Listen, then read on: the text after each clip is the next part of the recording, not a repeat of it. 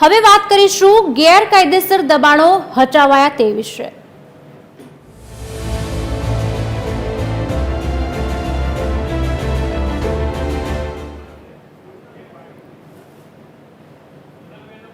જૂનાગઢમાં અસામાજિક તત્વોએ કરેલા દબાણો દૂર કરાયા છે। સામાજિક તત્વોના ગેરકાયદે બાંધકામ પર બુલડોઝર ફરી વળ્યું છે। કેશોદમાં અસામાજિક તત્વોના 3 ગેરકાયદે બાંધકામ તોડી પડાયા। પોલીસે નગરપાલિકાને અસામાજિક તત્વોની યાદી આપી હતી।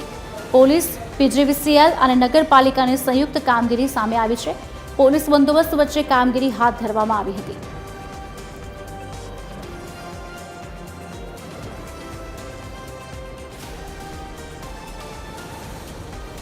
તેઓ કેશોદ શહેરી વિસ્તારમાં આ બે જે ઈસમો છે તે કેશોદ શહેરી વિસ્તારમાં ગેરકાયદેસર અનઅધિકૃત રીતે સરકારી જગ્યામાં દબાણ કરીને મિલકત વસાવેલી હતી, જેમાં સિકંદર આયુષ રફાઈ અને રાજુભાઈ ભીમાભાઈ સિંદલ નામના બે ઈસમો છે।